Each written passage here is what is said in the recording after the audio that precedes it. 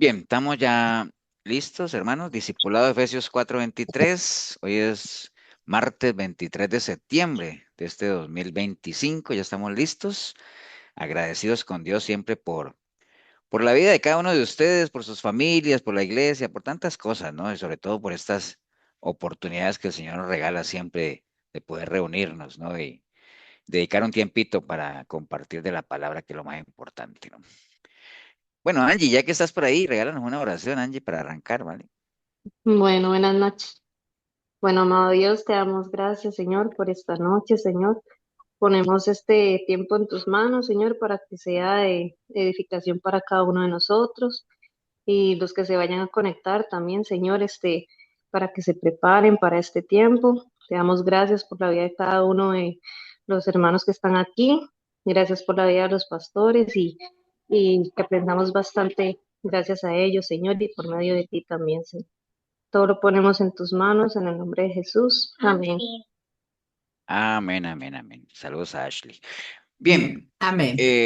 bueno, vamos a arrancar entonces. Yo creo que siempre en el caminar cristiano, digámoslo, bueno, ustedes ya nos han escuchado, ustedes que ya nos llevan siguiendo un tiempo, siempre hemos insistido en la importancia del testimonio, los frutos, la integridad, bueno, tantas cosas que a la larga son las que validan, digámoslo así, nuestro caminar, ¿no? O sea, yo creo que uno puede decir tantas cosas y todos podríamos decir de todo, pero en la medida en que uno no lo pueda demostrar con hechos, es muy difícil. Hay una frase que de pronto ustedes me han escuchado que dice que no hay nada más lindo que uno diga que es cristiano, eso es lo más lindo que uno puede decir, pero que no hay nada más triste que uno no lo pueda demostrar, ¿no? Eso es lo más triste. Entonces, y sobre todo en una sociedad en la que vivimos, donde es bien complicado uno manejarse con integridad, ¿no? Pero a la larga no es imposible, ¿no? Yo creo que el esfuerzo hay que hacerlo, hay que redoblar fuerzas, pero sí se puede, ¿no? Sí se puede hacer las cosas de una manera correcta, hacer las cosas buenas y hacer cosas que sean verdaderas, ¿no? Entonces vamos a estar compartiendo eso el día de hoy y nos vamos a apoyar en la palabra porque, y recuerde, cualquier tema que a usted se le ocurra, la palabra siempre tendrá un ejemplo, siempre tendrá una guía, siempre tendrá un consejo como tal, ¿no? Te voy a compartir en la pantalla para que vayamos llevando la enseñanza. Entonces me avisa si la ven, ¿no?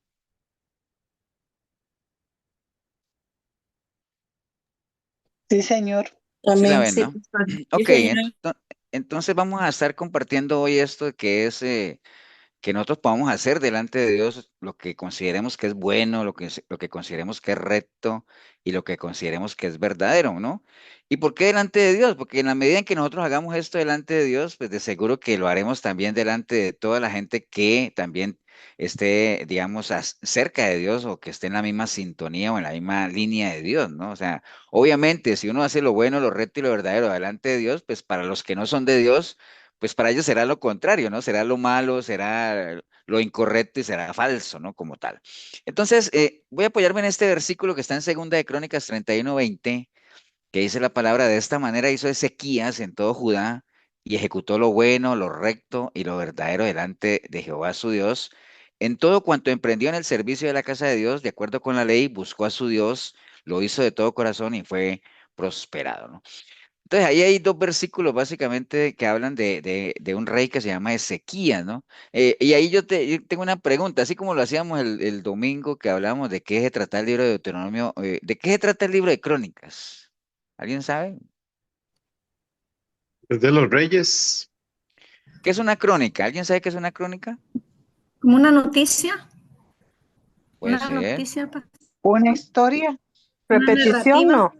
una Repetición. historia, puede ser como un relato, ¿no? Una crónica es como un Ujú. relato, una historia, un texto. Por eso, no sé si Una ustedes. narrativa es lo mismo. Hay una novela muy famosa que tiene ese nombre, ¿cómo se llama? ¿Me acuerdan? Gabriel García Márquez. Crónica de una muerte anunciada. Eso, Crónica de una muerte anunciada. Hay una La de novela Narnia. que se llama así, o las crónicas, no, estaba escuchando las prédicas de Jesús Adrián Romero, ¿no?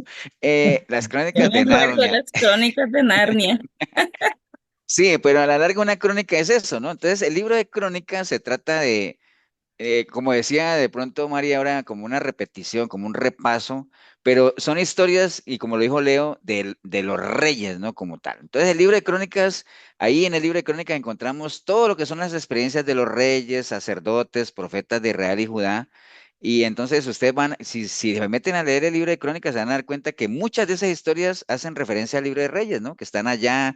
A veces cosas están en Reyes y no están en Crónicas, cosas están en Crónicas y no están en Reyes, pero entre los dos se complementan, pero casi que coinciden mucho. Entonces, ahí en el libro de Crónicas encontramos eso, ¿no? Todas las experiencias de reyes, sacerdotes y profetas de Israel y de Judá, ¿no?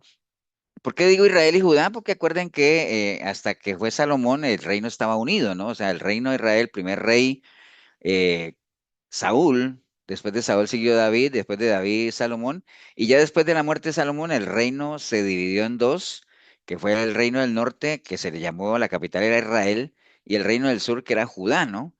Y Dios estaba, algo particular, Dios estaba enemistado, enojado con el reino del norte, ¿no? Recuerden que en el norte estaban todo lo que eran los samaritanos y toda esa parte de arriba que era, fue como más desordenada, ¿no?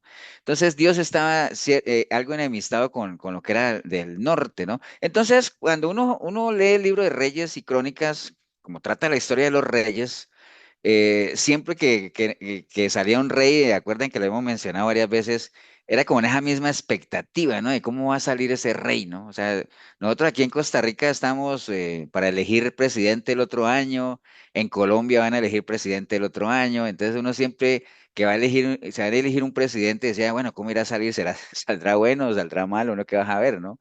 Porque acuerden que cuando están en campaña prometen de todo, pero lo real es cuando ya estén en ejercicio. Entonces así pasa con los reyes, ¿no? Si usted le dice, y el rey tal, y nació el rey tal, y hizo lo bueno delante de Dios, hizo lo malo, hizo lo bueno, hizo lo bueno, hizo lo malo. Bueno, al final el reino del sur tuvo 20 reyes y el reino del norte tuvo 20 reyes. Y entonces de esos 40 reyes, solo 8 mencionan la palabra que hicieron lo bueno delante de Dios. Imagine, 8 de 40, o sea, es un porcentaje muy, muy bajo, ¿no?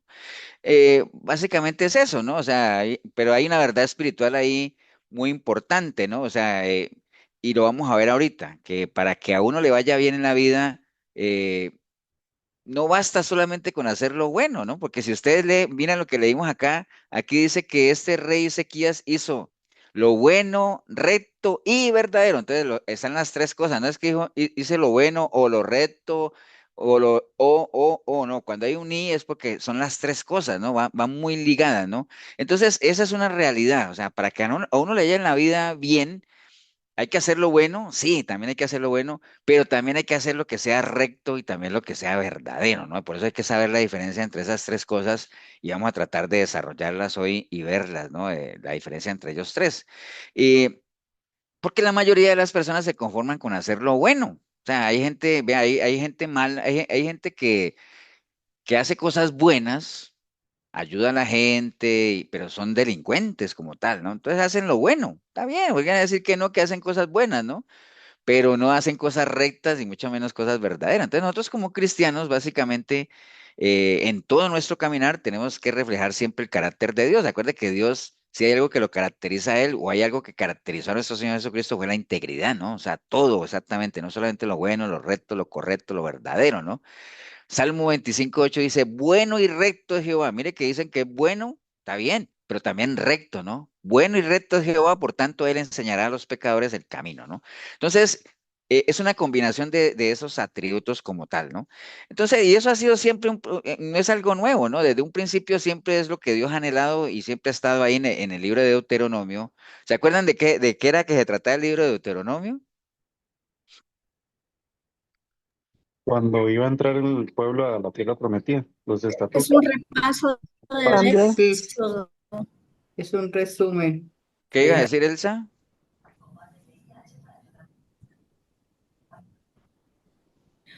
que es como un repaso del éxodo. Exacto. Sí, es una combinación de lo que ustedes han dicho, ¿no? Es un repaso de todas las ordenanzas, las instrucciones, las advertencias de eso, que ya en Deuteronomio, como decía Leo, que ya el pueblo estaba pronto a entrar a la tierra prometida, entonces Moisés como dice, bueno, ahora sí vamos a hacer un repaso de todas las instrucciones, las advertencias, recuerden esto. Y entonces dentro de esas cosas está esto que está en Deuteronomio 6:17 que dice, guardad cuidadosamente los mandamientos de Jehová vuestro Dios y sus testimonios y sus estatutos que te he mandado y hazlo recto y bueno ante los ojos de Jehová. Miren que siempre van las palabras ahí ligadas, ¿no? Haz lo recto y lo bueno ante los ojos de Jehová para que te vaya bien y entres y poseas la buena tierra que Jehová juró a tus padres para que él arroje a tus enemigos de delante de ti como Jehová ha dicho. Entonces, desde un principio siempre está la instrucción, hey, tienen que hacer lo bueno, pero ojo, también que sea lo recto, ¿ah? Ustedes dirán, pastor, ¿y qué diferencia hay entre uno y lo otro? Bueno, eh, aquí están las definiciones, o sea, lo recto digamos que uno podría como encasillarlo entre lo que es la obediencia a sus leyes y sus mandamientos. Es lo que nos hace ser honrados, temerosos de Dios y fieles, digamos, tiene que ver mucho con los mandatos, ¿no? Lo bueno significa ya lo que tiene que ver con ser bondadoso, preocuparse por los demás, ser agradable a los ojos de Dios. En línea a esto, digamos que los fariseos, ¿qué hacían? Lo bueno, pero Eran no lo recto. rectos, Lo recto. ¿Qué hacían los fariseos en base a eso que está, a esas dos definiciones? eran rectos, o sea, por Eh, ley, pero no por corazón. Sí, ellos hacían lo recto porque obedecían la ley, pero no hacían lo bueno porque a ellos no les importaba la gente, ellos no se preocupaban por los demás. Y ahora sí era pastor, ¿y usted cómo sabe que ellos no se preocupaban por los demás? Porque cada vez que el Señor curaba a alguien, ellos no se alegraban por la persona, sino que más bien se enojaban, más bien, y decían, eso es mentira. Y ¿se acuerdan del ciego aquel que le devolvió la vista? Dijo, no, ese nunca fue ciego, ese es un farsante. Bueno, entonces a ellos no les importaba, la mujer adúltera a ellos no les preocupaba si esa persona podría ser restaurada, ¿no? Ellos querían era apedrearla. Bueno, ellos no tenían misericordia. Entonces ellos hacían lo recto, pero no lo bueno. Entonces, y ahí es ahí la diferencia, ¿no? El recto tiene que ver más al apego a la ley, a la obediencia, a los mandamientos. Lo bueno ya tiene que ver con la parte de la bondad, ¿no? Con que uno sea piadoso, la misericordia. Entonces tiene que ver en las dos cosas, ¿no? Y entonces hay unos ejemplos para que lo entendamos. Por ejemplo, es bueno que un constructor edifique una casa muy bonita, eso es bueno, ¿cierto que sí? Porque que haga su esmero, pero lo correcto sería que utilice los materiales adecuados, sin sobreprecio, que cobre lo justo, ¿no? Porque a veces hay gente que te hace una remodelación en tu casa y la hace muy bonita y todo, pero te cobra dos veces más de lo que realmente debería haber cobrado alguien. Entonces, hizo lo bueno, está bien, lo hizo bien, pero no hizo lo recto como tal, ¿no? O sea, no lo hizo de una Pastor, manera correcta. Sí, señor. buenas noches. Ahí bueno, en esto que se está explicando, puede uno entender cuando uno conoce gente que, pues, que no está en los caminos del Señor, pero que se ven buenos, ¿verdad? O Ujú. que hacen lo bueno.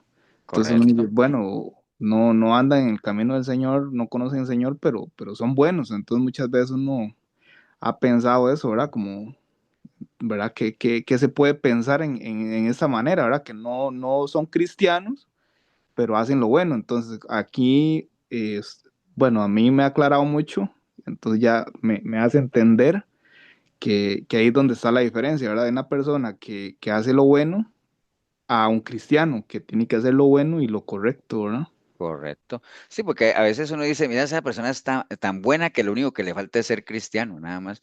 ¿Entiendes? Porque está bien, sí, y uno conoce gente buenísima. Ahora usted mira, pastor, y esa gente que es buena se irá a perder. Bueno, eso no está en mí decidirlo, ¿no? Porque cada uno, hasta el último aliento de vida, tendrá uno la oportunidad de ponerse a cuentas con el Señor. Por ejemplo, siempre uno pone el ejemplo de Pablo Escobar en Colombia. A Pablo Escobar lo idolatraba la gente pobre porque lo consideraban un mártir, lo consideraban pues, bueno, era una persona súper bondadosa con la gente, pero nosotros sabemos quién era Pablo Escobar, ¿no? ¿Entiende? Me imagino que todos lo conocen, pero bueno. Entonces sí, sí es diferente, ¿no? Entonces ahí está el ejemplo del constructor y es cierto lo que dice Anthony, hay mucha gente buena, pero que está apartada de Dios, o sea, y ahora uno dirá, pastor, y si están apartados de Dios, ¿de dónde les sale esa parte buena? O sea, acuerde que hay algo que nosotros tenemos que se llama que todo lo tienen. Conciencia. Buenas Libre noches. Conciencia. albedrío.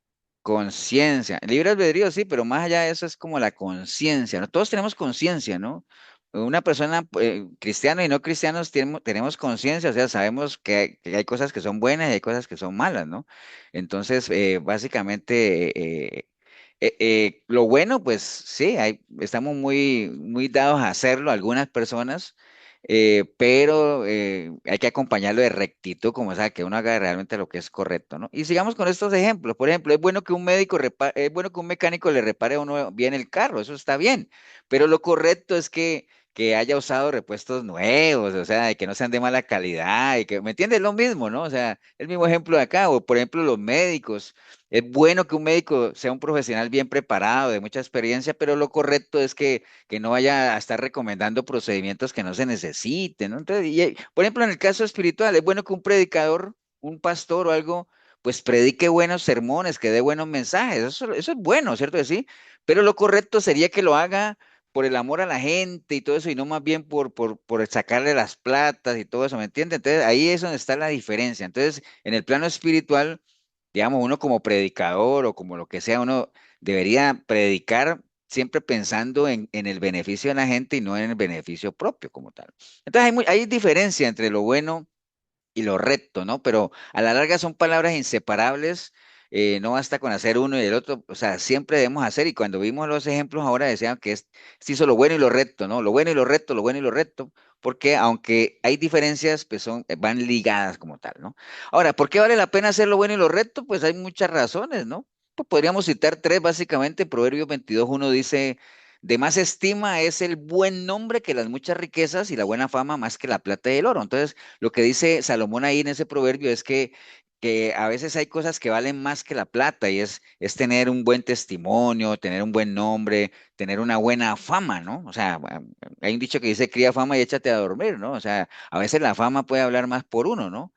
Que la gente lo conozca por lo que uno es. Entonces es bueno hacer lo bueno y lo recto. ¿Para qué? Porque eso le da a uno nombre, le da a uno un buen nombre como tal, ¿no? Hay un respaldo como tal, ¿no? Y bueno, y ni qué hablar de los impactos que puede ser que uno tenga un buen nombre, ¿no? Eso le abre muchas puertas a uno o te las puede cerrar también, ¿no? Ahora, ¿por qué más? Romano 8:27 dice: más el que escudriña los corazones sabe cuál es la intención del Espíritu, porque conforme a la voluntad de Dios intercede por los santos. Entonces, ¿por qué es bueno hacer lo bueno y lo recto? Bueno, nada más y nada menos porque uno podría engañar a la gente, pero Dios no puede ser burlado, ¿no? Dios escudriña los corazones y a Él no lo podemos engañar. Entonces, delante de los ojos de Dios no hay nada ni nadie que pueda ocultarse, ¿no? Entonces, el Señor sí sabe por qué hacemos las cosas y para qué las hacemos, qué estamos buscando, o sea, qué es lo que nos motiva y nos mueve a hacer las cosas, ¿no? Entonces, por eso es mejor hacer lo bueno y lo recto, ¿no? Y ahora más adelante vamos a ver algunos ejemplos. Marcos 4:22 dice: porque no hay nada oculto que no haya de ser manifestado, ni escondido que no haya de salir a la luz. ¿Por qué? Pues porque tarde o temprano todo va a salir a la luz, ¿no? O sea, las cosas se saben, tarde que temprano todo sale a la luz, no solamente delante de Dios, sino delante de la misma gente. Y a veces hay cosas que pasan, y no sé si a ustedes les ha pasado, a mí me han pasado algunas experiencias y con gente que uno conoce, que sin uno buscar las cosas, uno se da cuenta de cosas que la gente oculta, ¿me entiende? Y que sin que uno se dé cuenta, ¿no? Y después poner un ejemplo, a veces, bueno, alguna vez les conté, ¿no? Que a veces le llegan a uno mensajes que no son para uno, y uno dice: ay, pastor, me equivoqué. Y digo: wow, y esa persona anda en esas cosas, ¿me entiende? Entonces, eh, ahora, ¿eso quién lo hace? Uno dirá: pastor Dios. Bueno, a veces hasta el mismo enemigo lo avergüenza a uno, ¿no? Como tal. Ok, entonces hay muchos ejemplos en la Biblia de cómo Dios favoreció a su pueblo, a reyes, a jueces, que en su momento fueron personas que hicieron lo recto y lo bueno, ¿no? O sea, y que uno podría agruparlos en que tuvieron un corazón perfecto para con Dios, ¿no? Básicamente. Entonces vamos a ver algunos ejemplos que están ahí en el libro de Crónicas, que lo ayudan a uno a ilustrar muy bien todo esto de lo bueno y lo recto, ¿no? Por ejemplo, vamos a ver el primer ejemplo que está en Segunda de Crónicas 25. Si usted en Biblia ahí, pues la pueden ir siguiendo, si no, ahí vamos a ir comentando, que tiene que ver con un reinado de un rey que se llamaba Masías, ¿no? Segunda de Crónicas 25, del 1 al 2, dice: de 25 años era Masías cuando comenzó a reinar, y 29 años reinó en Jerusalén, y el nombre de su madre fue Joadán de Jerusalén, y él hizo lo recto ante los ojos de Jehová, aunque no de perfecto corazón. Mire que mire que pareciera que ese versículo 2 como que uno dice: pastor, pero ¿cómo así que hizo lo recto delante de Dios, pero no de corazón perfecto? Pareciera que hubiera una contradicción ahí, ¿no? O sea, ¿cómo puede uno muchas veces estar haciendo lo recto, pero no con un corazón perfecto, ¿no? Entonces, ahí es donde hay mucha gente que se escuda en eso de decir, ah, bueno, es que quién puede tener un corazón perfecto, ¿no? Porque acuerden que la palabra perfecto tiene muchos anticuerpos, ¿no? O sea, uno menciona la palabra perfecto y la gente, la mayoría de la gente, no, es que perfecto es solo Dios, acuerden de todo eso, pero acuerde que Dios demanda perfección de sus hijos, ¿no? Sean perfectos como vuestro Padre es perfecto, decía el Señor, ¿no? Y cuando nos habla de perfección, pues no quiere decir pues que seamos intachables y que no haya ni absolutamente ninguna falla, ¿no? Porque si uno busca las definiciones de lo que es perfecto, un corazón perfecto, pues un corazón perfecto es total, sin mácula, sin mancha, un corazón sincero, entero, completo, básicamente que nuestra relación con Dios sea total, es decir, que sea totalmente completa, ¿no? O sea, y que sea como resultado de una conversión genuina, ¿no? Y la palabra perfecto, sinónimos de perfecto, ideal, impecable, completo, maduro, recto. Entonces a uno le dicen corazón perfecto, bueno, cámbialo por un corazón obediente, un corazón entero, sincero para con Dios, impecable, bueno, entonces ya uno dice, ah, bueno, ya por ahí sí.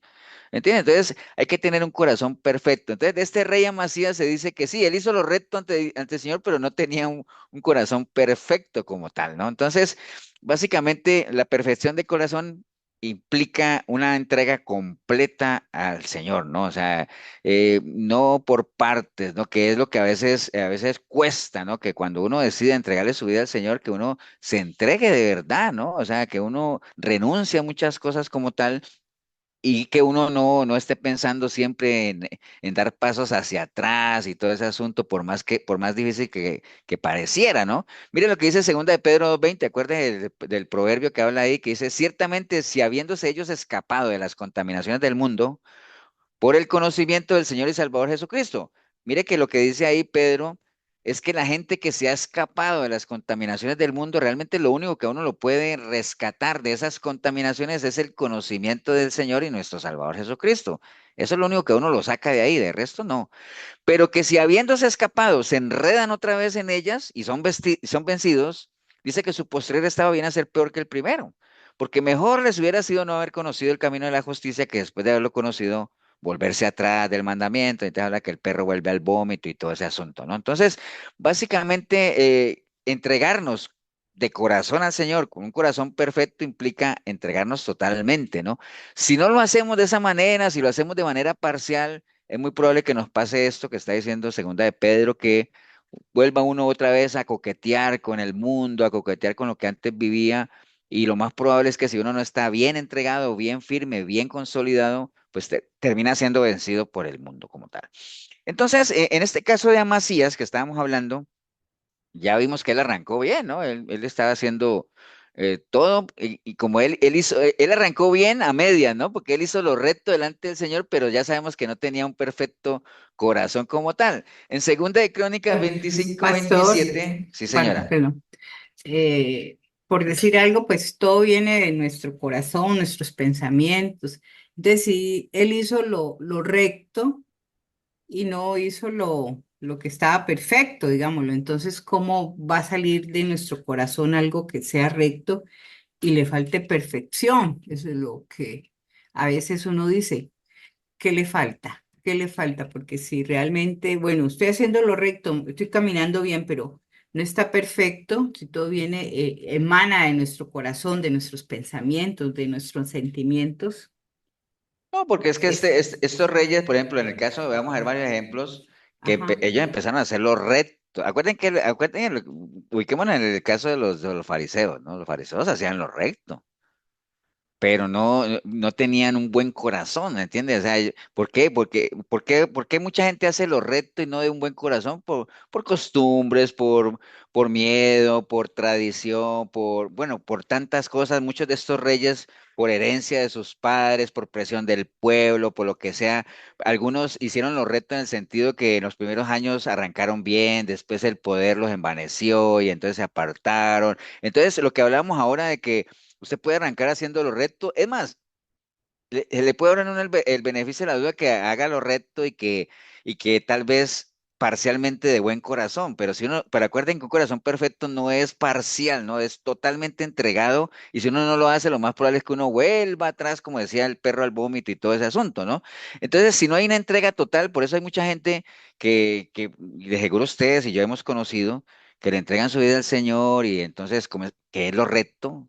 Eso es lo recto, en obediencia, entregarle nuestra vida al Señor y reconocerlo a Él como nuestro Dios. Y entonces empiezan a hacer cosas buenas, ¿no? Pero no se meten de lleno al proceso como tal, a renovar la mente y todo eso. Y entonces si no se entregan con un corazón perfecto a Dios, lo más probable es que comiencen a retroceder y comienzan a dejar ya de frecuentar las cosas de Dios, ya les da pereza la palabra, dejan de servir, se van apartando y hasta que al final se salen, ¿no?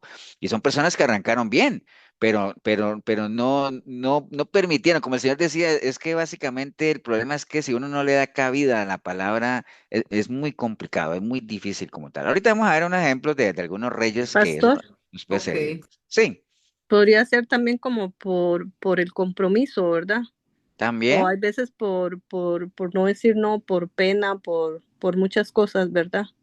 también puede ser, Y sí. podría ser como el ejemplo de Ananías y Zafira, ¿verdad? Para que creyeran que ellos también tenían ese corazón y en Bueno, realidad no lo mira, tenían. mira que ese ejemplo es muy bueno, ¿no? Ananías y Zafira vendieron su propiedad y donaron parte que uno diría, bueno, es lo recto, ¿no? En obediencia a lo que se había pedido, de que la gente apoyara y todo lo hicieron, pero a la larga no lo hicieron con un corazón puro, digámoslo así, porque pretendieron engañar a Dios.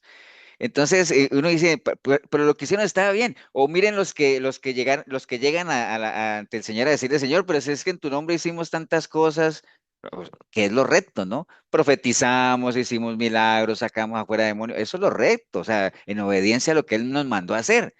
Pero no fue de corazón, o sea, no fue algo verdadero, no fue algo bueno, digámoslo así, porque no lo hicieron con el Señor, ¿me entiendes? Entonces, no sirve realmente esas cosas a medias como tal, ¿no? Tiene que haber una integridad como tal. Entonces, en este caso de Amasías, acordemos lo que él hizo lo recto delante de Dios, pero no con un corazón perfecto, ¿no? Porque si vemos en Segunda de Crónicas 25-27 dice, desde el tiempo en que Amasías se apartó de Jehová, empezaron a conspirar contra él en Jerusalén y habiendo él huido a Laquis, enviaron tras él a Laquis y allí lo mataron. Entonces, él se apartó realmente del Señor, porque se dejó envanecer y dice la palabra ahí que básicamente mientras él estuvo y mientras él hizo lo recto delante del Señor, sí, porque acuerden lo que hablamos el domingo, ¿no? Esto es condicional, ¿no? En la medida en que uno se mantenga, el Señor es fiel. Pero en la medida en que uno ya se aparte un milímetro a la derecha, por eso dice que no se aparte tu pie ni a la derecha ni a la izquierda, nada, entonces, para garantizar que realmente tenemos el respaldo de Dios. Entonces, este caso de Amasías, que arrancó bien, haciendo las cosas correctas, pero al final, imagine que se apartó del Señor. Entonces, sí es posible hacer cosas buenas, pero al final ser reprobado por Dios, porque si uno de esas cosas buenas no las acompaña de lo recto, que es realmente lo que uno debería hacer en obediencia a la ley, que es lo que uno le pasa, por ejemplo, en la Iglesia Católica. En la Iglesia Católica a uno lo instan a hacer muchas cosas buenas, ¿no? Y hacer muchas obras de caridad y todo eso, pero no lo instan a hacer lo correcto, que es conocer al Señor por medio de su palabra, leer la Biblia, a conocer el sentir del Señor, ¿me entienden? Entonces, esa medias del asunto, por eso es que muchas gentes, como espero que nosotros, por lo menos a mí me pasó, muchos años en la católica y uno dice, bueno, ¿y qué? Yo no aprendo nada, no he aprendido nada, ¿me entienden? Entonces, ¿por qué? Porque lo instan mucho a hacer lo bueno, pero no a hacer lo correcto, básicamente. Entonces, básicamente, la historia de Amasías, vamos a repasarla un poquito, básicamente, de qué se trató, ¿no? ¿Te acuerdan que Amasías, en el versículo 2 que leímos ahorita, que él hizo lo recto delante del Señor, ¿no? Porque, pues, obviamente dice la palabra que él hizo lo recto ante los ojos de Jehová, aunque no de perfecto corazón. Y dice, y luego que fue confirmado en el reino, mató a los siervos que habían matado al rey su padre, pero no mató a los hijos de ellos porque eso no estaba escrito en la ley. Entonces, Amasías, básicamente lo que le pasó a él es que él hizo lo recto delante del Señor, eh, pero él cumplía la ley, digámoslo así. Me acuerdo que a eso se refiere que era recto, cumplía la ley porque dice ahí que mató a los siervos que habían matado al rey su padre, pero no mató a los hijos de ellos según lo que está escrito en la ley del libro de Moisés, donde Jehová mandó diciendo, no morirán los padres por los hijos ni los hijos por los padres, cada uno morirá por su pecado. Entonces, él mató a los que habían matado al papá, pero a los hijos los respetó. ¿Por qué? Porque así está en la ley. Entonces era una persona que cumplía la ley, o sea, lo recto, ¿cierto de sí? Lo recto.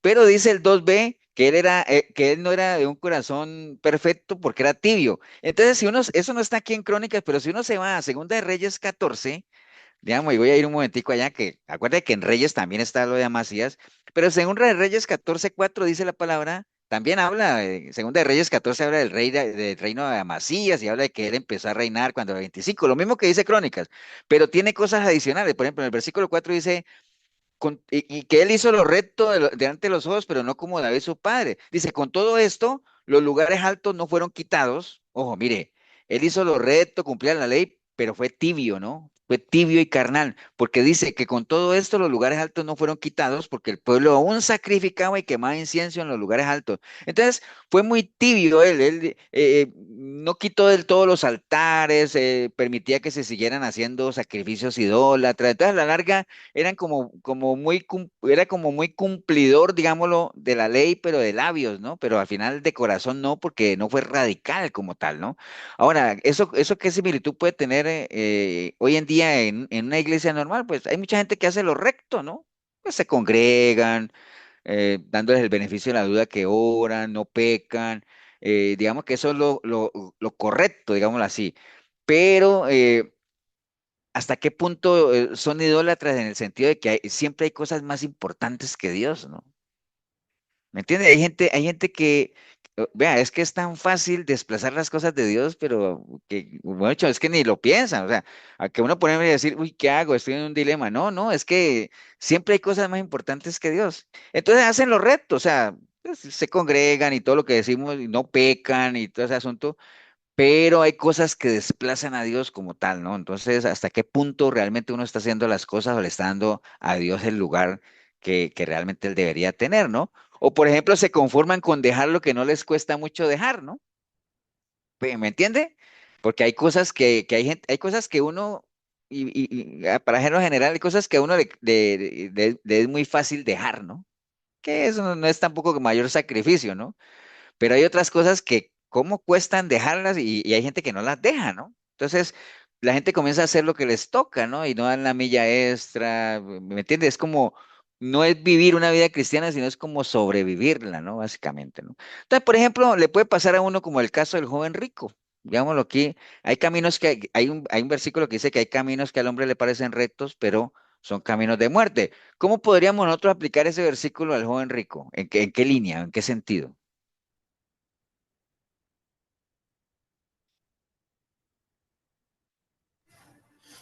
Que Que no él sé, era buena persona. Ujú. ¿Qué hacía el joven rico de lo que estamos hablando? cumplía la ley, pero O Cumplía sea, la cuando ley. le ¿qué dijeron, hacía él? O sea, eso Hacerlo es lo que, recto, eso, hacerlo recto. él hacía lo recto, ¿cierto? De sí. cuando, De hecho, cuando le él se dijeron, sentía sobrado, ¿no? Porque él se presentó y le dicen, y el Señor le dijo, cumple los mandamientos. Y dice, no, hombre, sobrado, desde niño. O sea, yo hago lo recto desde niño. Ah, bueno, está bien. Entonces, me parece estar viendo como al Señor ahí diciendo, lo recto, bueno, está bien, lo recto. Ahora, vamos ahora a lo bueno. Ahí fue donde ya como decíamos nosotros, lo corchó, ¿no? ¿Ustedes saben qué es corchar o no? No, Lo confrontó. rajó, tampoco, bueno, Rajó sí. rajó, ¿sí saben? Lo descalificó, pues, digámoslo así, por decir algo. Le dijo, bueno, entonces ahorita vamos a lo otro. Vende todo lo que tienes y dale a los pobres. Uy, ahí sí me la puso difícil, ¿no? Entonces, ¿qué pasa? El joven rico estaba convencido que el camino que él estaba transitando era un camino recto. ¿Qué te decía? Él estaba convencido de eso. Pero al final no, él no sabía que realmente era un camino de muerte. ¿Por qué? Porque no estaba acompañado de bondad, digámoslo así, ¿no? Era recto, pero no era bueno. O sea, ¿sí me entienden, no? Por ahí. Entonces, el caso del joven rico es un buen caso para ese caso, ¿no? Entonces, ¿qué pasó vamos a ir otra vez allá a Macías en Segunda de Crónicas 25, ¿no? Que estamos allá. Entonces, a Macías ya sabemos que sí, hacía lo recto delante de Dios, pero no de perfecto corazón. ¿Por qué? Porque era tibio, porque no quitó todos los altares, siguió dejando todo eso, ¿no? Ahora, en el versículo 7, en Segunda de Crónicas 25:7 dice, acuérdense que en el caso de Amasías, él obviamente no mató a los criados y todo ese asunto, ¿no? Porque él siempre era como preparándose para ir a la guerra y todo ese asunto, ¿no? Entonces en el versículo 7, porque en el versículo 5 dice, reunió luego Amasías a Judá y con arreglo de la familia les puso jefes de millares y de centenas, sobre todo Judá y Benjamín. Después puso en lista a todos los de 20 años arriba, fueron hallados 300.000 escogidos para salir a la guerra, que tenían lanza y escudo, y de Israel tomó a sueldo por 100 talentos de plata a 100.000 hombres valientes. Entonces imagine que Amasías, recuerde que Amasías era de Judá, ¿no? Era abajo, y él se apoyó en gente de Israel, que eran los del norte. ¿Y qué era lo que pasaba con los del norte? ¿Qué pasaba con Dios con los del norte? Ya estaba muy contento. Dios estaba como disgustado con ellos, ¿no? Pero él los contrató y les pagó. Entonces en el versículo 7 dice, mas un varón de Dios vino a él y le dijo, Rey, no vaya contigo el ejército de Israel, que eran los del norte, ¿no? Porque Jehová no está con Israel ni con todos los hijos de Efraín. Entonces viene y le dijo, vea, no vaya con esa gente porque acuerde que Dios está disgustado con ellos, no vaya con ellos. Acuerde que les dijo. Entonces, eh, ¿qué enseñanza podemos tener de ese caso de Amasías? Es que hay personas en las que uno posiblemente se quiera apoyar, que uno vea que pueden ser una ayuda, pero que es gente que no es agradable a los ojos de Dios, es gente que no camina con Dios. Entonces, no necesariamente por más guerra que estemos lidiando, uno diría, no, es que toda ayuda es buena. No, no, no necesariamente toda ayuda es buena, ¿no? Uno debería apoyarse realmente en gente que esté en la misma línea de uno, ¿no? Para que la ayuda realmente sea de bendición. Mira lo que dice el Salmo 18:7, dice, Jehová está conmigo entre los que me ayudan, ¿cierto? Es decir, Jehová está conmigo, ¿entre quién? Entre los que me ayudan. Entonces, apoyarse en gente con la que Dios no camina, es mejor no apoyarse, ¿no? O sea, y viene la advertencia a él y le dice, no te apoyes de esa gente porque acuérdese que Jehová no está con ellos, o sea, no vayas con ellos, ¿no? Entonces, básicamente, ¿para qué no tiene sentido? ¿Para qué nos vamos a apoyar nosotros en personas que blasfeman o nos menosprecian el nombre de Dios? ¿Para qué? No tiene sentido. Ahora usted dirá, pastor, ¿y hay gente de Dios que se apoya en gente que no es de Dios? Claro que sí. Es más, hay gente que se dice que es de Dios, que le pide consejos a gente que no es de Dios. Ahora usted dirá, pastor, pues si es gente buena, no importa, o sea, si es gente buena, pero si no están en los retos, si no están en los caminos del Señor, nunca te van a dar un consejo alineado a Dios. ¿Por qué? Porque no están en la misma línea de Dios, básicamente, ¿no? Entonces, eso le pasó a este rey, comenzó a apoyarse de los del norte y acuerden que les pagó, ¿no? Entonces, después dice en el versículo 8, dice, pero si vas así, si lo haces, acuérdate que vino el varón de Dios y le dijo, no vaya con ellos porque acuérdate que el Señor no está con ellos, ¿no? Pero si usted lo hace, si vas y si lo haces y te esfuerzas para pelear, Dios te hará caer delante de los enemigos porque en Dios está el poder o para ayudar o para derribar. Ahí está, ¿no? Entonces, entendamos que dependiendo de quién nos apoyemos nosotros, o el Señor nos ayuda o el Señor nos derriba, ¿no? O sea, por eso es que hay que hacer lo bueno y lo recto, ¿no? O sea, siempre tiene que ir de la mano, ¿no? Entonces, apoyarnos en gente que no agrada a Dios, como les decía ahorita, es darle la espalda al mismo Dios, ¿no? Es como menospreciar la ayuda de Dios. Miren, Salmos 28:5 dice, por cuanto no atendieron a los hechos de Jehová ni a la obra de sus manos, él los derribará y no los edificará. Recuerden lo que le pasó a Salomón por apoyarse en Egipto, ¿no? Perdió gracia delante de Dios. Acuérdense lo que le pasó a los marineros por recibir a Jonás, que andaba huyendo de Dios, casi se mueren, ¿no? Entonces, hay que entender eso, que en Dios está, dependiendo de quién nos apoyemos, si está en línea con Dios, o Dios nos ayuda o Dios nos derriba. En este caso de este rey, que comenzó haciendo lo recto delante de Dios, pero como no tenía un perfecto corazón, fue tibio, carnal, no tumbó todos los altares, al final obviamente se apoyó en gente que no debería haberse apoyado como tal, y en el versículo 9 miren lo que él dice, y Amasías dijo al varón de Dios, y entonces, lo voy a parafrasear, ¿no? Y dice, y entonces, ¿qué hago con lo que ya les pagué? Pues, y dice, ¿qué Ujú. pues se hará de los 100 talentos que le he dado al ejército de Israel? Y el varón de Dios le dijo, ay, Jehová te puede dar mucho más que eso. ¿Me entiende? Entonces, hay que entender, hermanos, que en la medida en que nosotros hagamos lo bueno y lo recto delante de Dios, y eso implica en apoyarnos en gente que realmente esté en la misma línea nuestra, el Señor nos puede dar muchísimo más de lo que cualquier persona nos puede dar, ¿no? Acuérdense de Pedro.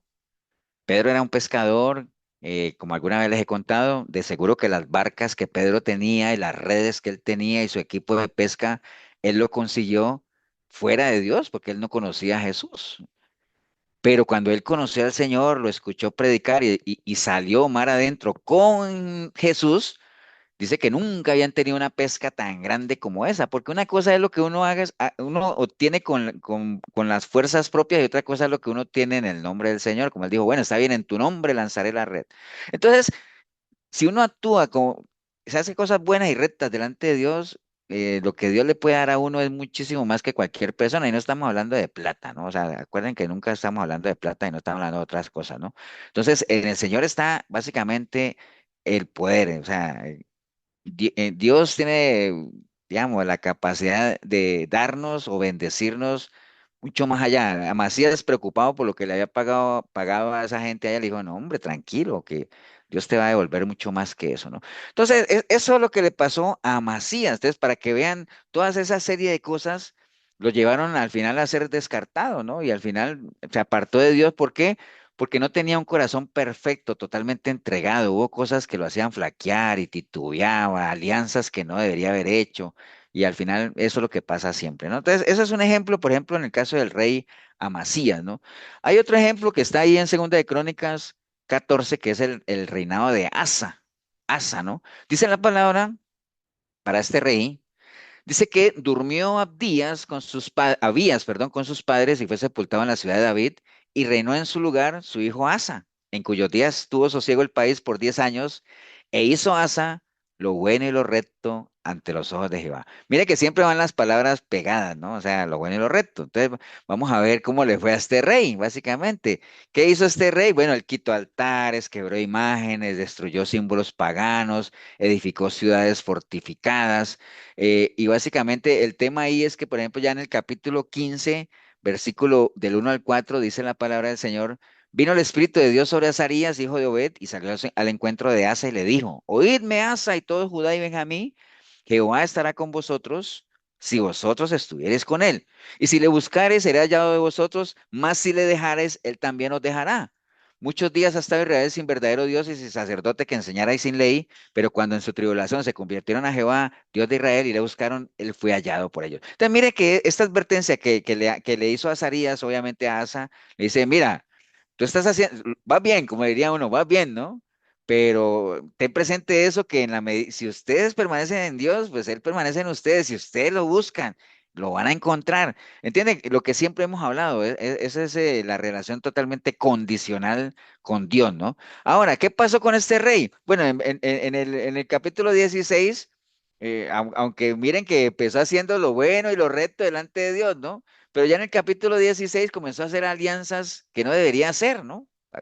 Por eso es que acuerden que por eso es que por eso cuando la palabra dice, hey, vea, el que diga que esté bien, cuídese de no caer, cuídese de no caer. O sea, porque es que esto hasta el último día hay que estar así, porque mires, arrancan bien y derribando altares y todo eso, pero ya en el capítulo 16 dice que él comenzó a hacer unas alianzas que no debería hacer. Mire, el versículo 7 dice, en aquel tiempo vino el vidente Hani a Asa, que era rey de Judá, y le dijo, por cuanto te has apoyado en el rey de Siria y no te apoyaste en Jehová tu Dios, por eso el ejército del rey de Siria ha escapado de tus manos, ¿no?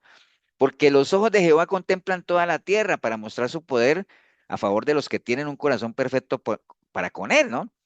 Locamente has hecho esto, porque de aquí en adelante habrá más guerra contra ti. Y entonces se enojó. Y mire que cuando la gente le dicen esas cosas, y cuando la gente tiene poder, ego, orgullo, tiene algo, entonces que en vez del rey valorar lo que le estaban diciendo y arrepentirse y recomponer su camino, dice que entonces se enojó Asa contra el vidente. ¿Qué era un vidente? ¿Un vidente qué era?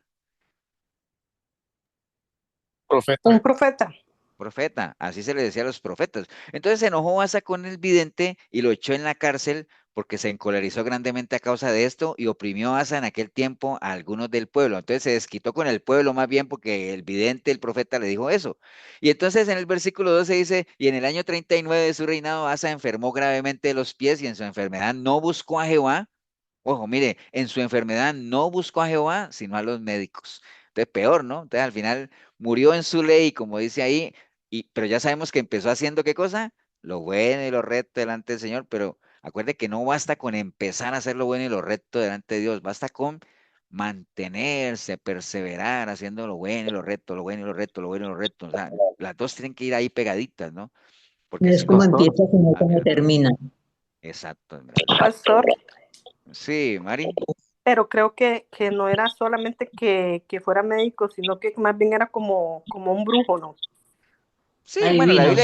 La Biblia dice médicos, pero bueno, pueden ser curanderos, lo que, el caso es que no buscó a Dios como tal, ¿no? O sea, hechicero, en el versículo 16, versículo 12, dice, Asa enfermó gravemente los pies y en su enfermedad no buscó a Jehová, sino a los médicos. Entonces, ¿qué serían esos médicos? Bueno, yo no creo que sea, no creo que haya ido pues a la clínica bíblica, digo yo, bueno, algún curandero, alguien que practicara la medicina como tal, ¿no?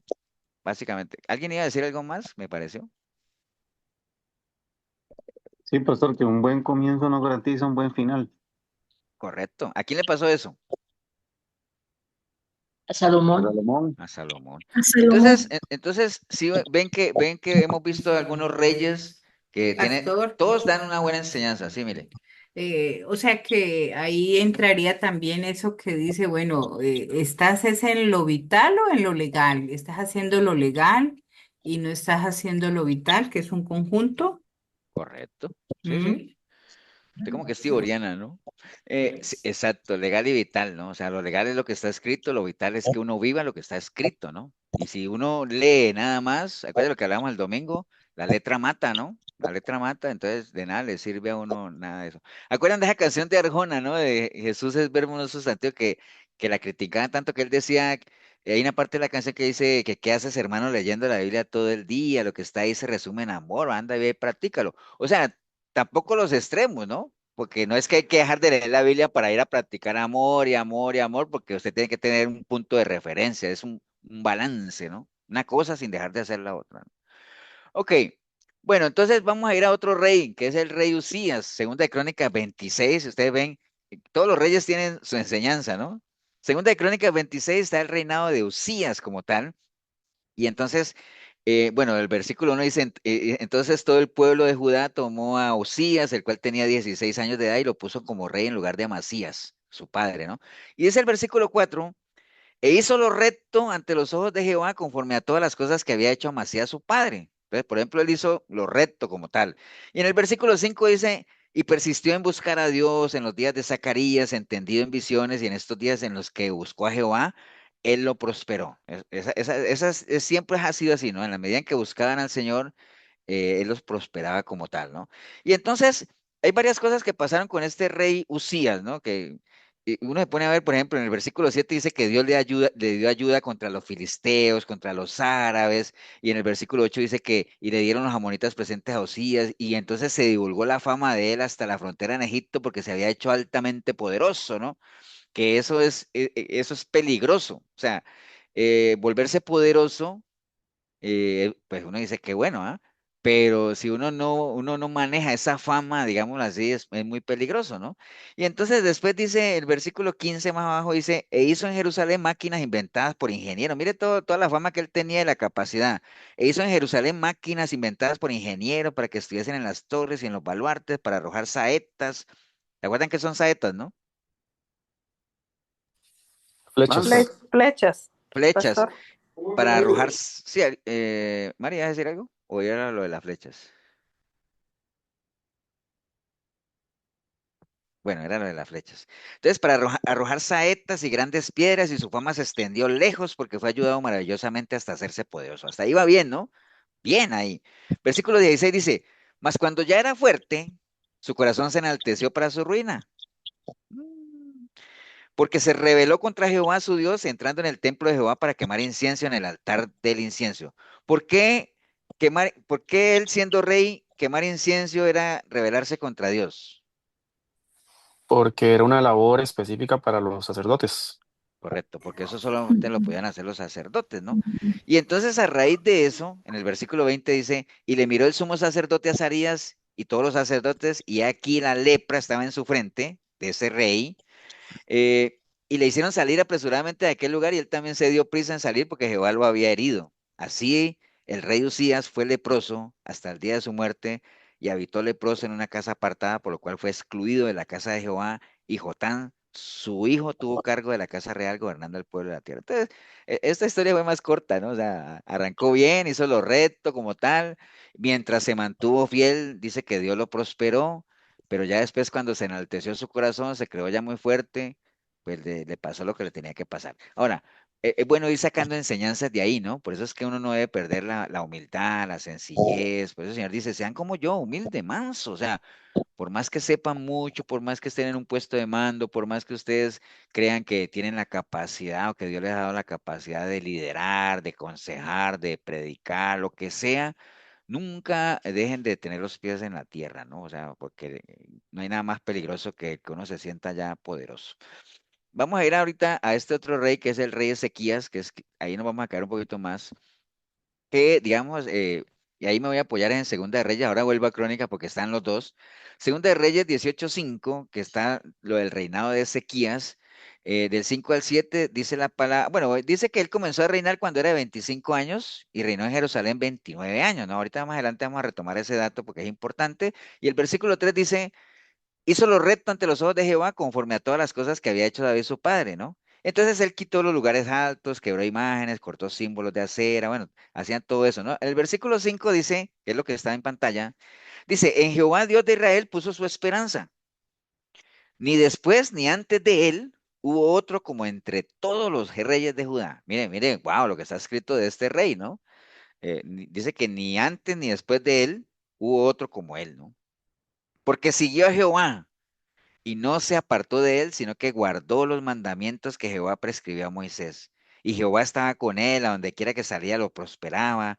Él se rebeló contra el rey de Asiria y no le sirvió, hirió también a los filisteos hasta Gaza y sus fronteras desde las torres de los atalayas. O sea que el hombre arrancó bien, ¿no? Ahora, la pregunta que le resulta siempre a uno decir, bueno, pastor, pero los otros también arrancaron bien, pero ya vimos cómo terminaron. Entonces, vamos a ver qué pasa con Ezequías, ¿no? Dice que su padre era Acaz, de Ezequías. Acaz tomó una decisión fatal, que fue aliarse con los asirios, ¿no? Porque acuerden que los asirios mantenían a Israel muy amenazado, y entonces el papá de él tomó una decisión fatal que fue aliarse con los asirios. Al final Israel fue destruido como tal, ¿no? Entonces, pero Ezequías obviamente quería hacerlo recto delante de Jehová, ¿no? Y entonces, aunque el papá había hecho todas esas alianzas y todo eso, Ezequías en el primer año, bueno, hizo varias cosas, ordenó que se reparara el templo, que se reanudaran los servicios, organizó la gran celebración de la Pascua. Acuérdate que la Pascua es una fiesta muy, muy importante para los judíos. Y entonces muchas de las gentes que estaban dispersas pudieron regresar a sus ciudades, obviamente decididos a adorar a Dios. Entonces, de Ezequías, ahorita vamos a ver más adelante cómo le fue a Ezequías, pero ya nosotros, por lo que está escrito en la palabra, que nos dice ahí que él siguió a Jehová y que nunca se apartó de él y guardó y Jehová estaba con él y todo eso. Entonces ya podemos saber que a Ezequías le fue bien. Yo creo que, no sé si todos, pero la gran mayoría, o ahorita lo vamos a repasar, sabemos exactamente un poco de la historia de Ezequías, ¿no? Es quizás de los que más conocemos. Pero vamos a ver, por ejemplo, tres historias eh, para aprender de Ezequías, ¿no? Porque yo creo que de los reyes que hemos visto, creo que es el único en el que se habla bien de principio a fin, ¿no? O sea, arrancó bien, terminó, aunque no terminó del todo bien, pero digamos que no terminó tan mal como los que vimos ahora. Pero hay tres historias que nos permiten aprender cosas de sequías, ¿no? Como tal. Primero, Pastor, obviamente, sí, creo que lo estoy confundiendo a Ezequías con el que el Señor le dijo que iba a morir. No, ese no es verdad. no, sí, sí, es este mismo. Ah, ok. Ahorita lo vamos a ir allá, Mari. Por eso les decía que es quizás el de que uno más sabe, ¿no? Porque casi siempre hay muchas enseñanzas de esa historia que menciona Mari. Pero hay tres cosas que podríamos aprender de Ezequías. Primero, obviamente, que a pesar de las duras pruebas que tenía Jerusalén, porque acuérdese que el papá de él había hecho alianza con los asirios, pero Ezequías rompió esa alianza, ¿no? Él rompió esa alianza, entonces Jerusalén estaba siendo expuesta a duras pruebas. ¿Por qué?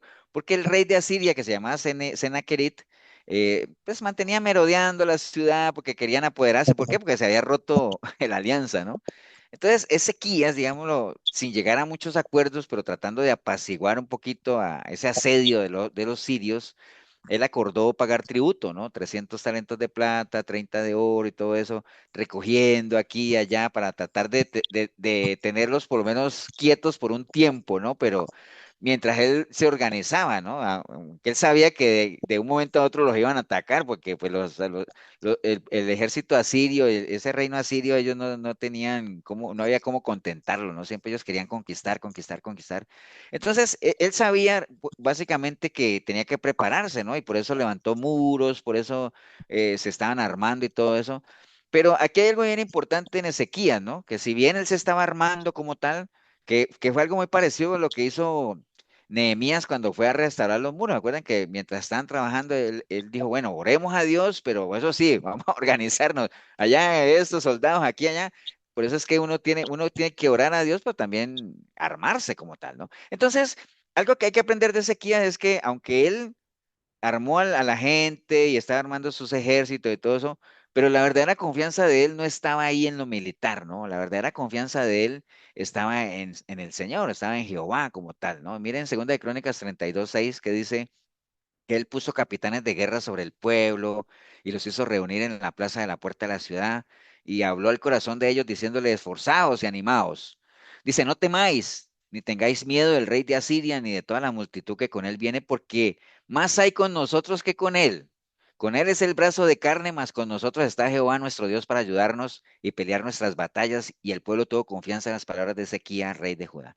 Entonces, él confiaba en su gente y en su ejército y eso, pero tenía, la confianza de él estaba realmente puesta en el Señor como tal, ¿no? O sea, eh, Deuteronomio 24 dice, porque Jehová, vuestro Dios, va con nosotros para pelear por vosotros contra vuestros enemigos para salvaros. Entonces, el Señor pelea nuestras batallas en la medida en que nosotros primero, tengamos bien identificado al enemigo como tal, y segundo, pues que caminemos con él, ¿no? Que no nos vaya a pasar como le pasó al pueblo de Israel, como el domingo veíamos que eh, estaban enojados, o estaban haciendo en rebeldía con Dios y creían que aún así él les iba a dar la victoria, ¿no? Y llevaron el arca y todo lo que vimos el domingo.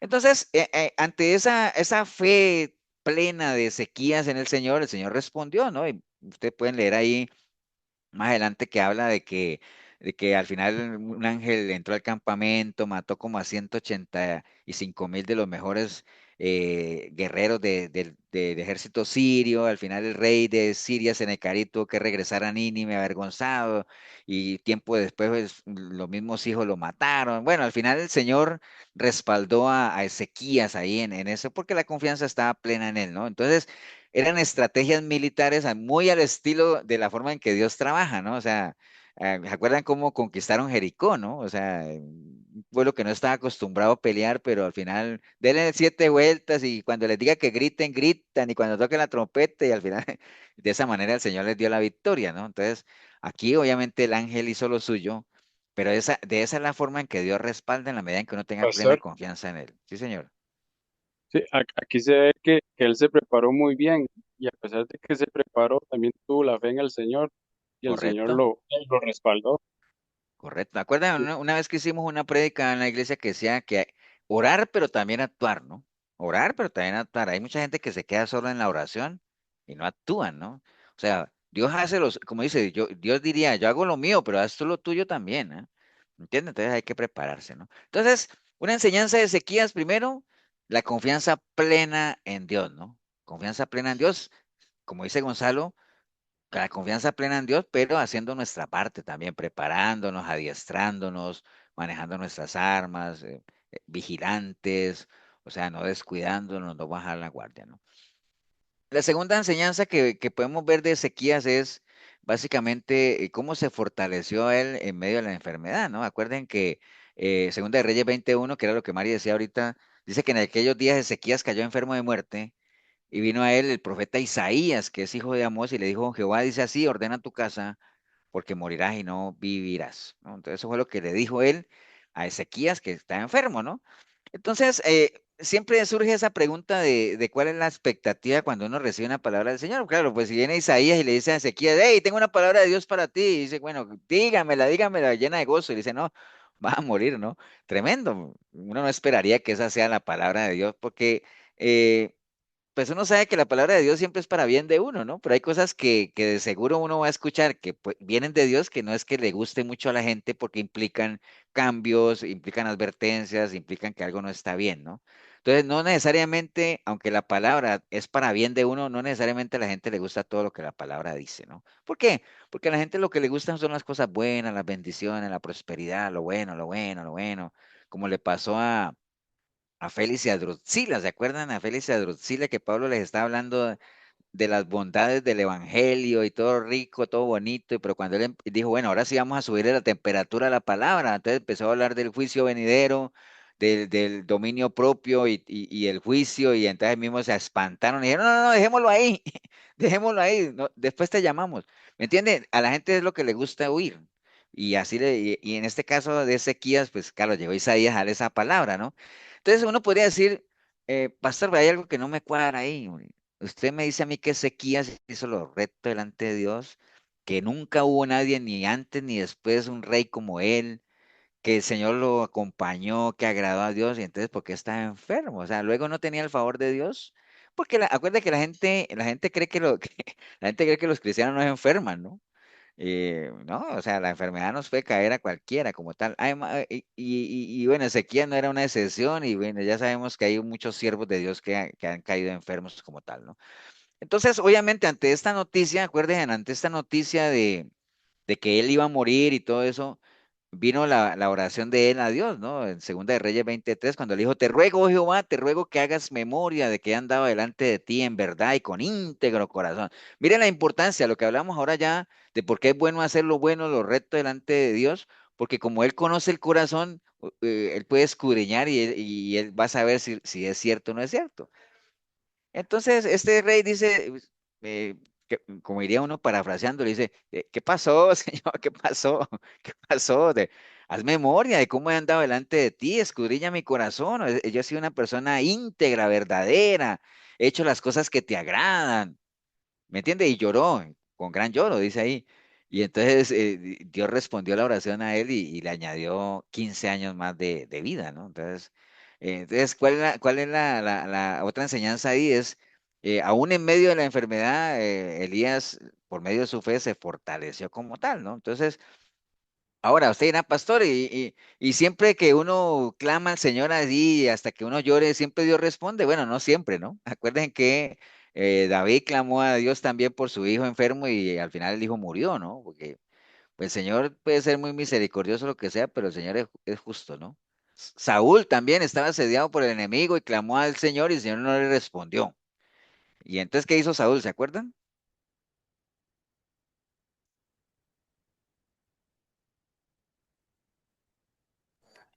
Se fue Buscó a a la la... divina. Fue a ver una pitonisa. Ujú, Es. Se buscó fue a a ver una la divina y divina. todo eso. Entonces, ahí en esos dos personajes hay mucha diferencia de lo que, por ejemplo, David clamó a Dios, y Dios no lo escuchó. ¿Y él qué hizo cuando el hijo murió? Bueno, acuérdense que él se paró, lavó su rostro, cambió sus vestidos y siguió adorando a Dios, ¿no?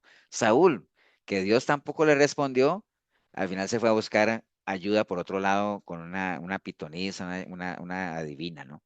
Entonces, básicamente, y ahí surge preguntas con esto del rey Ezequías que dice, pastor, y entonces hay preguntas ahí también que dice, si él hacía lo recto y lo bueno, ¿por qué tenía que arreglar su casa, no? O sea, ¿qué era lo que tenía que arreglar? Porque cuando uno le dicen, hey, arregla tu casa, uno cree que es que realmente es alguien que está viviendo en desorden o está viviendo de una manera desordenada, podría ser, ¿no? Pero en este caso no, porque él hacía lo bueno, lo recto delante de Dios, al punto de que Dios le dio 15 años más. Pero si uno hace las cuentas ahí, que para eso es que es bueno que la palabra es tan exacta con números. Dice que él empezó a reinar a los 25 años, ¿cierto? Y reinó Jerusalén por 29 años. Entonces, si uno suma 25 más 29, eso le da 54. Entonces murió a los 54 años. Pero como Dios le dio 15 años más, entonces a estos 54 le quitamos esos 15, ese se enfermó a los 39. Mire todas las cuentas que uno puede hacer.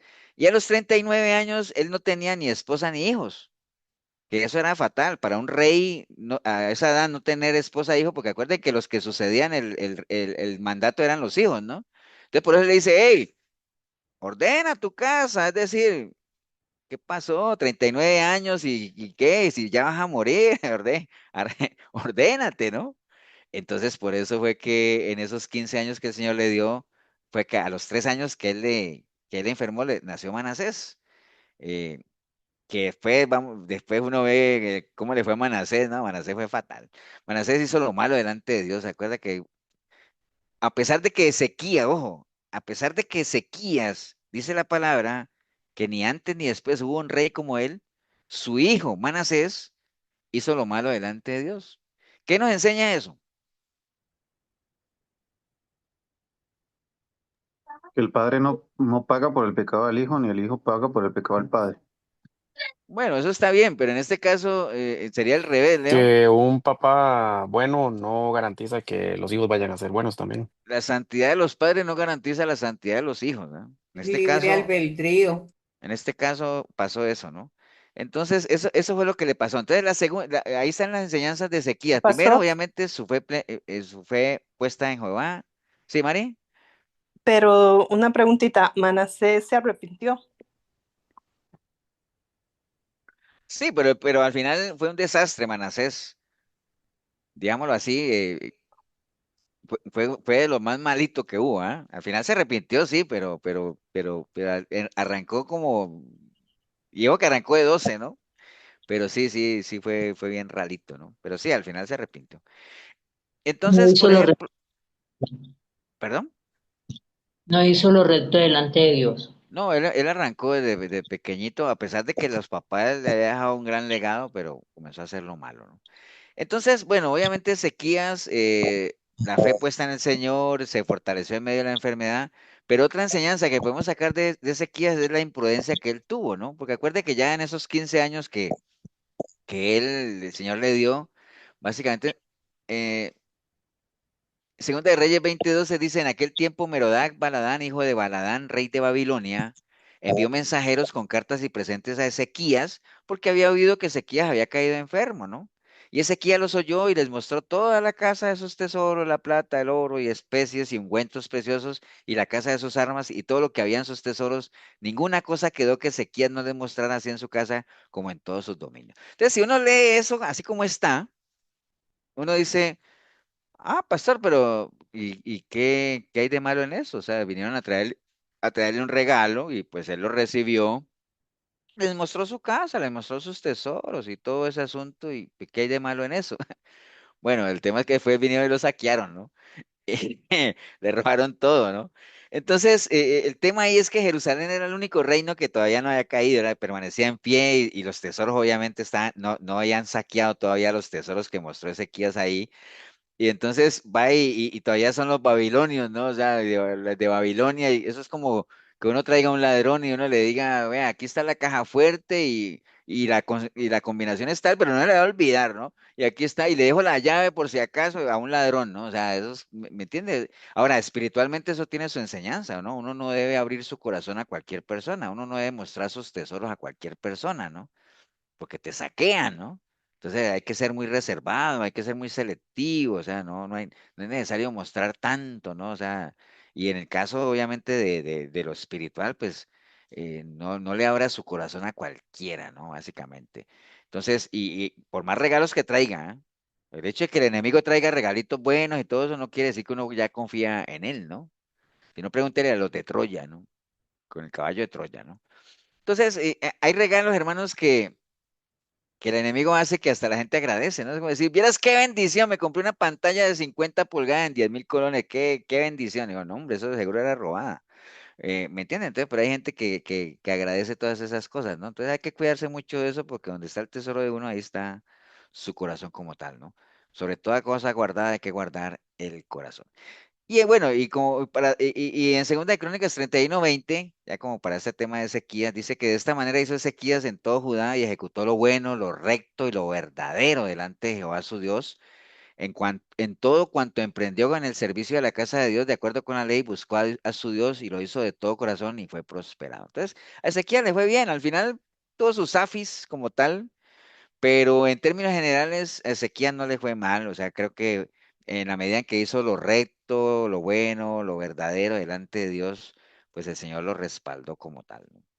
Entonces, en todo esto que hemos visto de los reyes, hay dos temas que, ya como para ir cerrando este tema, dos temas bien importantes, ¿no? Que hay que considerar, ¿no? Primero, obviamente, buscar a Dios, tratar de agradar a Dios, pero el tema de la perseverancia, ¿no? Si ustedes se acuerdan, todos los reyes que vimos, la mayoría arrancaron bien, haciendo lo recto, lo bueno delante de Dios, y solamente de los ejemplos que vimos, tan solo uno al final se mantuvo, ¿no? El resto todos se envanecieron y al final dejaron de perseverar, ¿no? Entonces, hay que buscar a Dios, pero eso acompañarlo de perseverancia, ¿no? De decisión como tal. Y si uno no tiene un corazón perfecto para con Él, una entrega total, no va a haber perseverancia, es una realidad, ¿no? Entonces hay que dedicar tiempo a esa comunión con Dios, a fortalecer esos lazos, buscarlo sobre todo, ¿no? Pero no buscarlo por buscarlo, hay que saber buscarlo, ¿no? Como tal, en Amós 5:5 hay algo que Amor le recomendaba a la gente y le decía, hey, no búsquese a Betel, ni a Gilgal, ni a Bersea, busquen a Dios y vivirán. Cuando decía, buscadme y viviréis, ¿no? ¿Y por qué le decían que no lo buscaran en Betel, ni en Gilgal, ni en Bersea? Porque Betel, Gilgal y Bersea eran lugares de adoración, eran lugares conocidos como de adoración. Pero la gente los tenía así, pero al final ya habían sido corrompidos por mucha idolatría y paganismo, ¿no? Pero aún así la gente los tenía como lugares de adoración. Entonces le decía, hey, no lo busquen ahí, o sea, no busquen al Señor ahí, búsquenlo a Él, ¿no? O sea, uno no debe poner su esperanza en lugares de adoración, sino en el Dios que adora esos lugares, ¿no? Hay gente, por ejemplo, no es lo mismo, y yo estoy casi seguro que no es lo mismo, por ejemplo, ustedes saben que allá en Jerusalén y en Tierra Santa hay mucha gente que va por allá de turismo, ¿no? ¿Cuántos turistas no pasarán por allá? Muchísimo, ¿no? Pero yo estoy casi seguro, aunque yo no he ido, y tal vez es un sueño que algún día lo haré, de ir a darme una vuelta por allá. Algún día lo haré. Yo creo que no debe ser lo mismo que esos lugares los recorra alguien que sea cristiano y alguien que no sea cristiano. O sea, debe ser diferente, ¿no? O sea, ¿me entiendes? Porque para muchos serán lugares santos como tal, pero no representan nada para ellos como tal. ¿Por qué? Porque no tienen una relación con el Dios que podría santificar esos lugares, que en algún momento los santificó, ¿no? A que vaya uno que para uno tenga un significado particular, especial, ¿no? Entonces, por eso le decía, hey, no lo busquen ahí, esos lugares ya nada que ver, no, busquen directamente a Dios, que Él es el que, el que podría llegar a santificar los lugares. Entonces, digamos que aplicándolo a hoy en día, digamos, a la iglesia como tal, uno le diría, hey, no busque a Dios en la iglesia, o sea, no busque a Dios en la iglesia, más bien busque al Dios que santifica la iglesia, pero no vaya a la iglesia creyendo buscar a Dios. Si usted no va a la iglesia teniendo a Dios, pues ahí puede que a lo mejor si entras en pecado y escuchas un mensaje, pero una persona que se considere que tiene una relación con Dios no puede pretender ir a buscarlo ahí, ¿no? A un lugar en el que convergemos personas para compartir la palabra y todo eso. Pero no es la idea de ir a la iglesia con la esperanza de que ahí va uno a encontrar a Dios. No, a Dios lo llevamos en el corazón y lo que vamos ahí es a compartir ese gozo de que tenemos a Dios, varias personas que coincidimos lo mismo. O no ir a la iglesia con la esperanza de que la iglesia haga algo por uno, ¿no? Básicamente, ¿no? O llega un momento en que está bien, la iglesia puede hacer algo por la gente, pero va a llegar un momento en que hay que trascender y ya uno decir, bueno, ¿qué puedo yo hacer por la iglesia ya más bien, ¿no? Entonces no quedarse estancado ahí, ¿no? Porque ir a una iglesia, básicamente, y que uno no lleve la presencia de Dios o no tener su contacto con Dios es como ir, que uno está enfermo y vaya a un hospital y no haya médico, ¿no? Entonces, ¿qué hace uno ahí? Nada, ¿no? O sea, ¿para qué fue? Tiene sentido, ¿no? Entonces, básicamente es como un vacío que nada lo va a llenar, ¿no? Entonces, él le decía, digamos, consejos para buscar a Dios, no hay que buscarlo de una manera religiosa, o sea, y Amor les decía a esa gente, no lo busquen en esos lugares religiosos, hombre, busquen al Dios, busquen directamente a Él, como yo les he dicho a ustedes, no hay que buscar caminos que lo lleven a uno a Cristo, hay que buscar a Cristo porque Él es el camino, básicamente, ¿no? O sea, es más sencillo así, ¿no? Después en Jeremías dice que hay que buscarlo sin importar las circunstancias, Jeremías 29:10 dice, porque así dijo Jehová, cuando en Babilonia se cumplan los 70 años, yo os visitaré y despertaré sobre vosotros mi buena palabra para hacerlos volver a este lugar.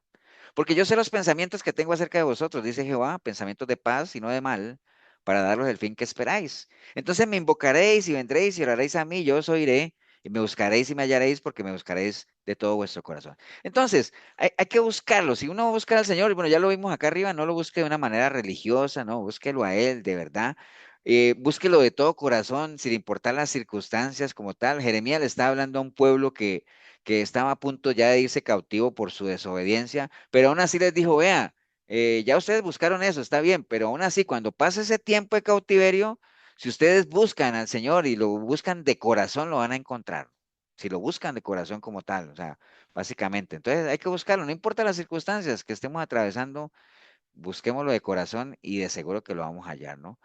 Ahora, en Deuteronomio 4:25 dice, acuérdense, lo que ya todos sabemos de qué se trata Deuteronomio, ¿no? Instrucciones para la tierra prometida y que Moisés les estaba diciendo a ellos, vean, cuando ustedes hayan engendrado hijos y nietos, o sea, cuando estén allá y hayan engendrado hijos y nietos y hayáis envejecido en la tierra, si os corrompiereis e hiciereis escultura, imagen o cualquier cosa, e hiciereis lo malo ante los ojos de Jehová vuestro Dios para enojarlo, yo pongo hoy por testigo el cielo y la tierra que pronto pereceréis totalmente de la tierra hasta hacia la cual pasáis el Jordán para tomar posesión de ella. No estaréis en ella largos días sin que seáis destruidos. Y Jehová os esparcirá entre los pueblos y quedaréis pocos en número entre las naciones a los cuales os llevará Jehová. Y serviréis allí a dioses hechos de manos de hombres, de madera, de piedra, que no ven ni oyen, ni comen ni huelen. O sea, esa es la advertencia que Moisés le está haciendo a ellos. Vea, cuando ustedes estén allá, si ustedes hacen eso, yo les aseguro que van a morir y porque cayeron en cosas que ya se les advirtió. Pero aún así, aunque ustedes se hayan buscado ese mal, dice él, aunque ustedes se hayan buscado ese mal, pero si desde allí, dice él, buscares a Jehová tu Dios, lo hallarás si es que lo buscas de todo corazón y de toda tu alma cuando estuvieres en angustia y te alcanzaran todas esas cosas, si en los postreros días te volvieses a Jehová tu Dios y oyereis su voz. Entonces, bueno, dice, porque Dios misericordioso es Jehová tu Dios, no te dejará ni te destruirá ni se olvidará el pacto que le juró a tus padres. Entonces, aún en medio de la angustia, aunque esa angustia la hayamos causado por nuestros propios pecados, nuestros errores, nuestra inseguridad, lo que sea, aunque esa angustia la hayamos causado nosotros mismos, no importa si la hemos causado nosotros mismos, pero se insiste el Señor que si aún ahí, en medio de esa angustia, clamamos a Él de corazón, él no acortará, digamos, su mano para socorrernos, ¿no? Entonces es importante eso, ¿no? No lo busque de una manera religiosa, eh, búsquelo de todo corazón, aún en la angustia, aunque usted lo haya ocasionado, búsquelo. No lo busque solo ahí, dice Primera de Crónicas 16:11, de buscar a Jehová y su poder y buscar su rostro continuamente, no solamente cuando nos estemos mal, no, siempre, o sea, busquémoslo continuamente, no importa que no estemos enfermos, no importa que no estemos sin trabajo, no importa que no estemos a punto de divorciarnos, no importa que, bueno, que son las causas por las cuales la gente por lo general busca a Dios, ¿no? No, no, no. Dice, busquémoslo continuamente, ¿no? Continuamente. Y como dice Isaías 55:6, busquémoslo mientras puede ser hallado, ¿no? Y acuerde que buscar es un verbo, básicamente, que implica acción como tal, ¿no? Entonces, hablamos de buscar, buscar, buscar, que es importante. Cuando hablamos de los reyes que ellos decían, y hizo lo recto delante de Dios y en la medida en que él buscó y permaneció en él, el Señor lo prosperó. Entonces, el buscar a Dios es importante, pues ya vimos algunas pautas de que hay que saberlo buscar como tal. Y lo otro que hay que acompañar a eso es la perseverancia, que ya nosotros hemos hablado mucho de la perseverancia, pero es bueno recordarlo porque algunos de esos reyes precisamente cayeron porque les faltó perseverar, ¿no? Entendiendo que perseverar es mantenerse constante, seguir, continuar, llevar lo que uno ha empezado, ¿no? Durar permanentemente o por largo tiempo en algo, ¿no? Eso es la perseverancia en un diccionario común y corriente. En un diccionario bíblico, la palabra perseverar significa constancia, persistencia, proscatareo, básicamente de aquí viene la palabra griega proscataresis, que quiere decir continuar sin desvíos, adherirse, agarrarse bien, ¿no? Entonces, básicamente, el perseverar es una cuestión de fe, o sea, es una cuestión de conocimiento. Nosotros nos mantendremos firmes en el Señor en la medida en que tengamos fe, es decir, en la medida en que tengamos conocimiento de Él y ese conocimiento nos genere confianza, firmeza, certeza como tal, básicamente eso, ¿no? Entonces, bueno, obviamente hay que tener mucho cuidado con la inconstancia porque eso no agrada a Dios. Creo que en estos días estuvimos hablando bueno, de doble ánimo, ¿se acuerda que estuvimos hablando en la iglesia? Entonces, si realmente queremos mantenerlo, buscar al Señor, saberlo buscar, pero eso sí acompañarlo de perseverancia como tal, ¿no? No nos cansemos, pues, de correr esta buena carrera. Mateo 25:23, su Señor le dijo, Bien, buen siervo fiel, sobre poco has sido fiel, sobre mucho te pondré, entra en el gozo de tu Señor. Entonces, ya para terminar aquí, recordemos, ¿no? Entonces, asegurémonos de hacer estas tres cosas, ¿no? Lo bueno, que es todo lo que es agradable a los ojos de Dios, básicamente tiene que ver con nuestro corazón, la bondad y todo eso, pero tenemos que hacer también lo recto, es decir, en obediencia a su voluntad, o sea, en línea a su voluntad, y también lo verdadero, o sea, que sean cosas reales, ¿no? Que sean cosas que las obtengamos en medio de nuestra perseverancia como tal, ¿no? Entonces, a la larga, todo eso encierra nuestra relación con Él, ¿no? Entonces, las tres cosas tienen que estar presentes, ¿no? O sea, ya vimos que no es suficiente hacer lo bueno nada más si no lo acompañamos de los retos, ¿no? Tienen que ir en línea, ¿no? Y ambas, si son respaldadas por un vivir, un caminar que sea verdadero, ¿no? Que no esté cimentado sobre la fantasía ni nada de ese asunto, que sean cosas que realmente sean visibles, que sean palpables, que sean medibles como tal, ¿no? Pues por ahí anda el asunto, ¿no? Importante, siempre esas historias de los reyes tienen mucha enseñanza como tal, ¿no? No sé si quieren agregar algo más o compartir algo Pastor, más. Sí, señor. una pregunta, es que vieras que ahí en el reinado del rey Ezequías, en Segunda de Reyes 29 dice, esta señal tendrás de Jehová, de que hará, de que avanzará la sombra 10 grados o retrocederá 10 grados. Y después dice, y respondió el rey Ezequías, fácil cosa es que la sombra decline 10 grados, pero no que la sombra vuelva atrás 10 grados. Entro- Entonces el profeta Isaías clamó al Señor e hizo volver la sombra por los 10 grados que había descendido en el reloj de Acaz, 10 grados atrás. Y la pregunta mía ahí, este, ¿eso es que se devolvió el tiempo?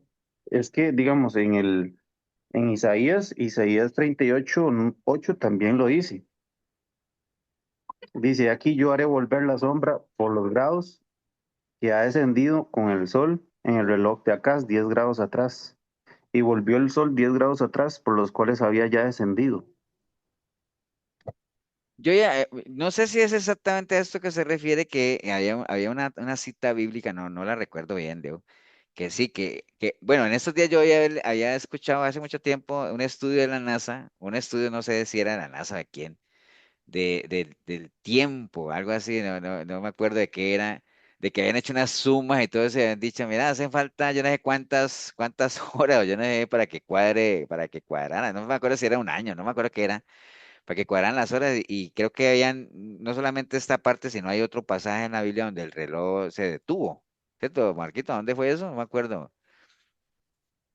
Dice que fue un estudio de la NASA y entonces tomaron este tiempo, que se volvió a los 10 grados y calcularon cuánto era en tiempo. Y hay otro pastor, em, no sé si era cuando Moisés no sé si cuando Moisés le detenían los brazos, que decía, para poderlos perseguir y ya se estaba haciendo de noche. Entonces como que también hizo que el sol todavía Hay avanzara dos más. porciones de tiempo, básicamente. Voy a Ujú, buscar, voy a ahí. buscar ese estudio que hicieron porque es bien interesante, pero sí tiene que ver con el tiempo, Leo. Eso de Fue los 10 Josué, grados y ¿verdad, todo eso pastor? que... ¿Perdón? ¿Sí, Elsa? Fue Josué. Creo que fue con Josué, sí. Fue Pero bueno, Josué cuando se hay detuvo dos pasajes básicamente que hablan, porque yo me acuerdo de ese estudio que se hizo de la NASA y sumaron los tiempos y yo no sé qué, decía, mira, todo calza, pero faltan, por decirles algo, no sé, yo les voy a buscar ese estudio, eso está en internet, por decirle algo, mira, es que todo cuadra, pero faltan, yo no sé cuánto tiempo, no me acuerdo si era una hora, no me acuerdo qué era. Y entonces decía, ahí está, la mitad está allá en el libro de yo no sé qué, y la otra mitad acá, ahí está Pastor, exactamente, yo no sé cuántos minutos, ¿sí? está en Josué 10:13 ese versículo. Ajá. ¿Qué dice? ¿Lo Ajá, tenés ahí? sí, aquí lo tengo. Dice, el sol se detuvo y la luna se paró Ujú. hasta que la gente se hubo vengado de sus enemigos. No está Correcto. escrito en el libro de Jacer, el sol se paró en medio del cielo y se apresuró a ponerse casi un día entero.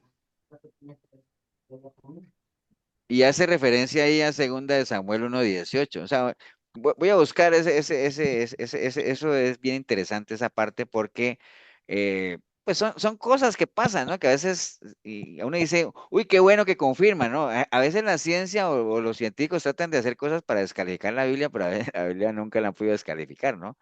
Pero sí, a la larga tiene que ver con tiempo, Leo, eso cuando hablan de los grados y que el sol se detuvo y todo eso, tiene que ver con tiempos, básicamente.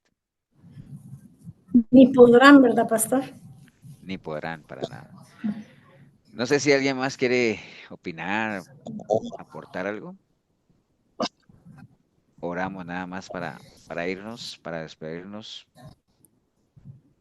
Bueno, vamos a orar, vamos a darle gracias a Dios por el tiempo, espero que hayan entendido todo, básicamente la importancia de hacer lo bueno, lo recto, lo verdadero delante de Dios, no es suficiente, ya vimos y conocemos ejemplos, ¿no? Hacer lo bueno sin lo recto, no sé, queda a medias el asunto, ¿no? Pero bueno, vamos a orar. Regálanos, Leo, una oración ahí para irnos, ¿vale? Gracias, Señor, por este día que nos repara, Señor Jesús. Ayúdanos a ser como tú, Señor, a andar como tú anduviste aquí en la tierra, Señor Jesús, a hacer tu voluntad, Señor. Gracias por esta enseñanza que el pastor nos compartió hoy, Señor Jesús, que fue de mucho provecho para todos, Señor. Todas las personas que están en el estudio y todas las familias, Señor, protégelas, cúbrelas, guárdalas, Señor Jesús. Te damos gracias por la vida de los pastores, por todo lo que nos enseñan, Señor, en estos tiempos, Señor Jesús. Bendícenos y que esta semana sea una semana de bendiciones para todos. En el nombre de Jesús. Amén. Amén, amén, amén. Amén.